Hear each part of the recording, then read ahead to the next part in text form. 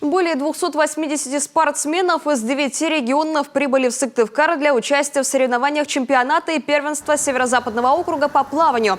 Самая большая на правах хозяйки сборная Коми в этом году – это более сотни пловцов из Сыктывкара, Ухты, Инты, Воркуты и Усинска.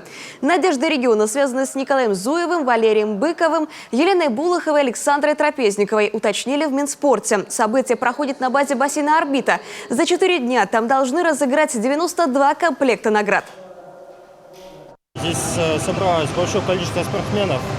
Высокий уровень профессионализма чувствуется от первого разряда до мастера спорта. Ну и соперничество будет на высоком уровне. В этом году окружные старты обслуживает судейский корпус из 45 человек. И в последний раз с Юрием Калмаковым в качестве президента региональной федерации плавания. Избранный в ноябре 2018 года руководителем торгово-промышленной палаты, он решил полностью сконцентрироваться на работе с этим сектором. Тут надо заниматься или одним, или другим.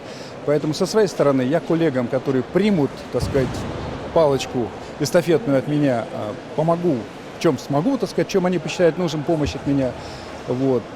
Оставлять федерацию мне не жалко с точки зрения того, что и не стыдно, потому что федерация была одной из лучших в Российской Федерации, и я ее создал в 2013 году с нуля, с чистого листа, поэтому я думаю, что она будет работать, и плавание будет у нас развиваться, но уже, к сожалению, без меня, потому что это для меня финишные соревнования в качестве руководителя Федерации плавания Республики Коми.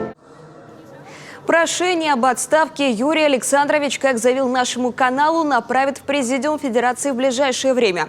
После чего начнутся регламентные процедуры в курсе готовящегося решения в Минспорте. Там нам сообщили, что в случае необходимости также окажут поддержку Федерации для сохранения наработанных результатов.